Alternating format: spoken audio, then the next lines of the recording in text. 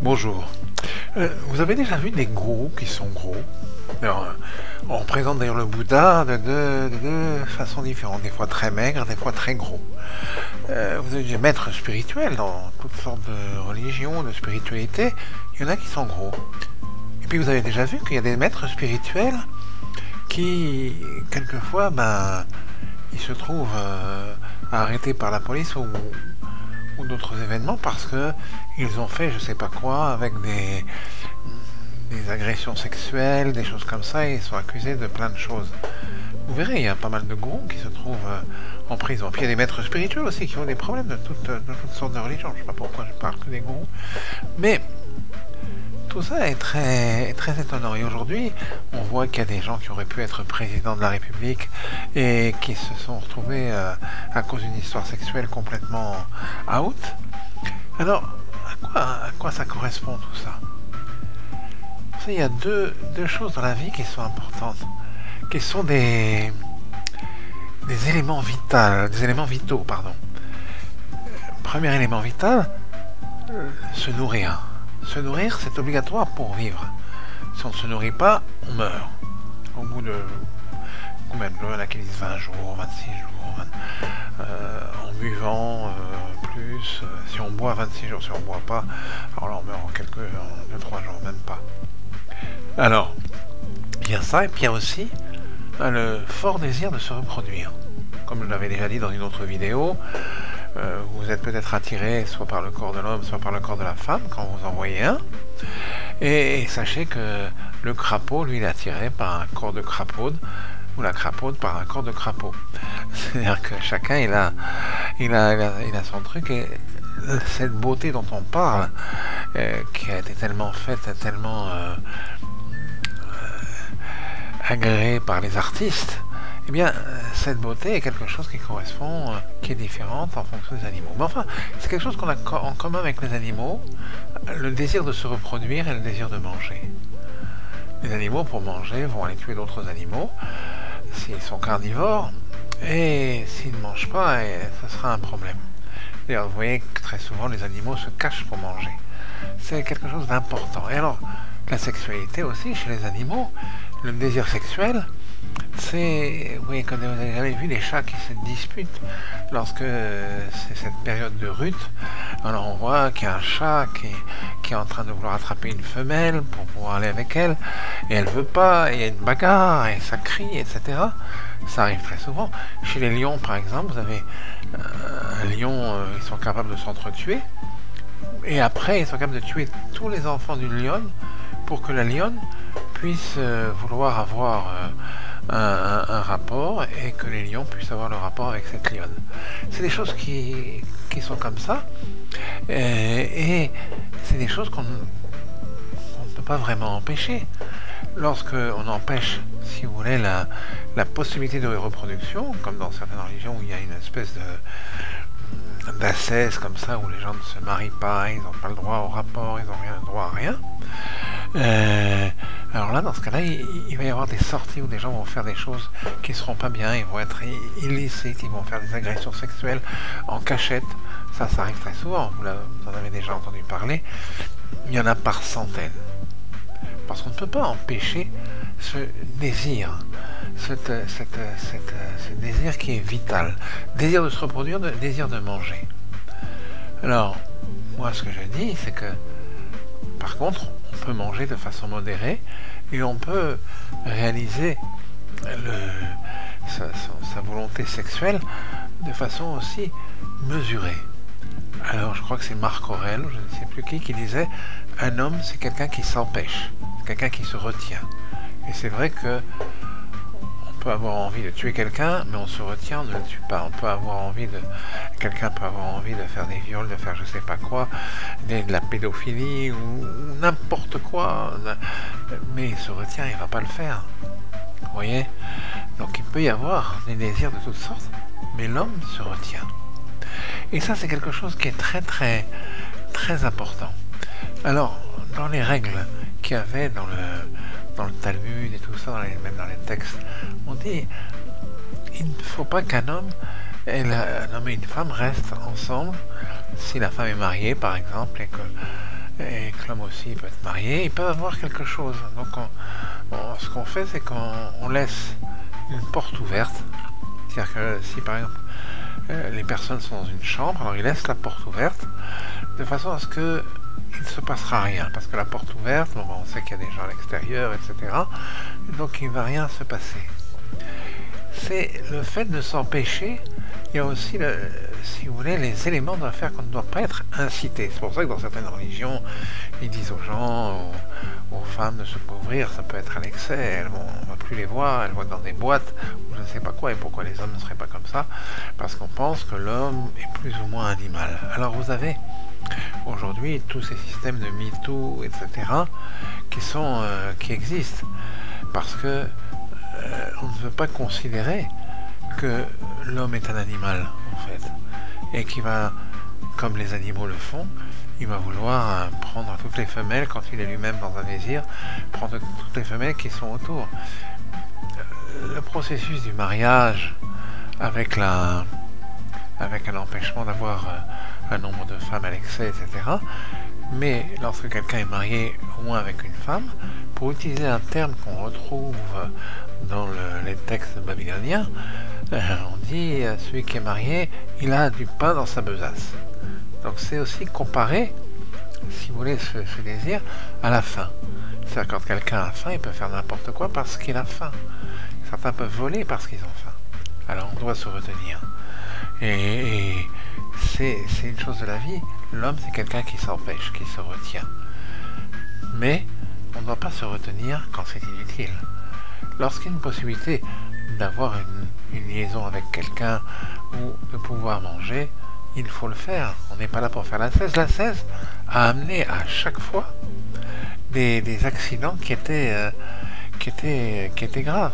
On voit que les gens qui ont été soi-disant ascétiques, que ce soit des maîtres spirituels indiens, chrétiens ou je ne sais quoi, ça aboutit souvent à quelque chose d'anormal, des agressions anormales, si vous voulez, des choses qui se passent, qui sont anormales. Une utilisation excessive de l'emprise, par exemple, que le gourou peut avoir sur une personne. Il va utiliser cette emprise pour pouvoir abuser de la personne. Donc, ce que je voudrais dire là-dessus, c'est simplement, puisque les hommes sont des animaux, les femmes aussi d'ailleurs, mais on est tous un petit peu animal, eh bien, qu'on doit faire les choses, se marier, avoir des relations qui sont normales, qui ne sont pas des relations, si vous voulez, qui sont par un désir trop excessif. Si quelqu'un se trouve seul pour différentes raisons, alors il devra s'empêcher, ce sera dur, il faudra trouver des systèmes d'empêchement, mais ça peut se trouver. Lorsque vous voyez que ces gens qui ont faim, le désir de nourriture est tellement puissant que on fait des opérations aujourd'hui pour diminuer l'estomac, etc. Des opérations bariatriques qui sont quand même des choses spéciales. Après, il faut avoir des régimes spéciaux dans la suite. Vous voyez que la faim est quelque chose de tellement vital, tellement difficile que les gens n'y arrivent pas. Et c'est pareil pour ceux qui ont un excès de désir sexuel. Ils doivent s'en empêcher, s'il le faut. Il faudra s'empêcher d'avoir faim. Quelqu'un qui est obèse, il doit maigrir. Quelqu'un qui a un désir excessif sexuel, il doit s'en empêcher. Il doit penser à autre chose.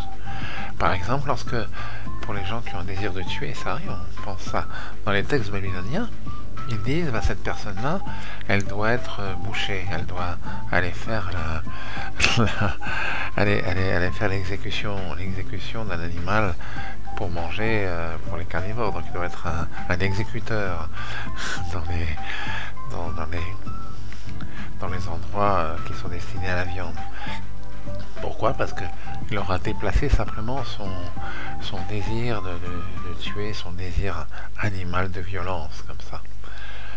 Donc on doit, lorsqu'il y a un désir qui est excessif, soit trouver un substitut, comme ce que Freud appelait une espèce de sublimation, c'est-à-dire que le désir va être sublimé dans quelque chose d'autre, dans l'art, dans la lecture, dans des tas de choses. Lorsque le désir est fort, la lecture est excellente. Elle est excellente pour enlever le désir, parce que la lecture, si vous voulez, elle agit sur le cerveau, et elle fait que si vous voulez, les effets physiques deviennent moins importants. Donc la lecture, se mettre dans quelque chose d'intellectuel, faire des jeux, n'importe quoi, mais empêcher la chose. Et ce qu'il y a de dommage, je crois que tous ces gens qui vont en prison parce qu'ils ont fait quelque chose de délictueux, ils devraient avoir une rééducation où ils vont apprendre à empêcher de se laisser aller, à apprendre à se retenir, à apprendre à être quelqu'un qui s'empêche. Ça, c'est quelque chose, au lieu de mettre les gens en prison et de ne rien faire, et après de les libérer de prison après quelques années, et en disant, ben voilà, maintenant ils sont libérés de prison, et puis on s'aperçoit que 15 jours après la libération de prison, si la peur de la prison n'a pas été suffisante pour eux, ou la souffrance de la prison n'a pas été quelque chose qui va les empêcher, alors ils vont recommencer. On voit tellement de gens qui recommencent, etc., qui sont des récidivistes.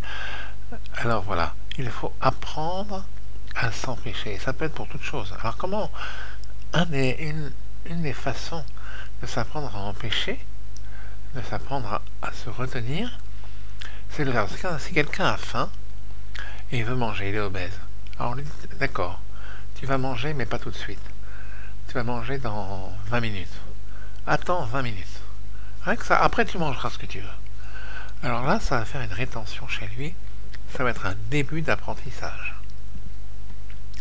Il faudra aussi, par exemple, lui permettre de voir des images de nourriture et de penser à autre chose en même temps qu'il a vu l'image de la nourriture. Vous voyez, c'est comme ça. C'est si, par exemple, vous voyez quelque chose que vous avez très envie, et après vous voyez une autre image.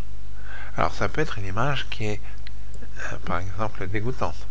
Ce qu'on faisait en Russie beaucoup pour empêcher les gens de fumer. Alors on leur faisait sous hypnose, ou même hors de l'hypnose, on leur faisait sentir une cigarette, et puis tout de suite après avoir senti la cigarette, on leur faisait sentir quelque chose qui était dégoûtant, qui leur faisait un effet terrible. Alors donc après, à la fin, cette espèce de formation, elle arrivait à les dégoûter de la cigarette.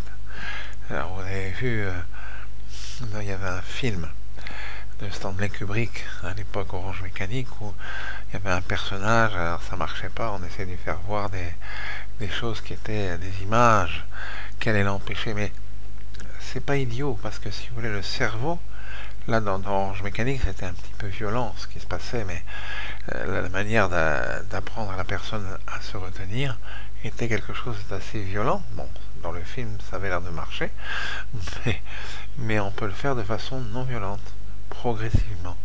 Et alors, tous les désirs, tout ce que vous avez, va pouvoir partir. C'est une espèce de formation. Alors vous avez des formations dans le genre, dans les thérapies comportementalo-cognitivistes, ou une espèce de rééducation de la personne. Et cette rééducation, on peut aussi la faire vous, même seul. C'est bien si vous vous faites aider par un psychologue ou par un groupe, etc. Mais il faudra aussi que vous pensiez à cette rétention. La cigarette, par exemple, si vous avez besoin de cigarette, là, il y a quelque chose, on a transformé, si vous voulez, une partie du désir de manger, qui est un désir vital, dans un autre désir, celui d'absorber, de la même manière que la nourriture, de la fumée. Et si vous voulez, pareil, vous attendez. Vous avez une cigarette, elle est là, vous la posez, et vous attendez, dans 5 minutes. Alors, oh, c'est difficile, je ne peux pas attendre, mais des gens qui peuvent attendre, des gens qui attendent des journées entières, c'est possible. Après, si vous fumez, mais progressivement, vous allez de moins en moins fumer. Et il y a plein de techniques, de toutes les façons. Vous devrez vous empêcher, mais pour pouvoir vous empêcher de façon douce et de façon agréable, eh bien vous ferez une de ces techniques. D'accord? Et on pourra en voir d'autres.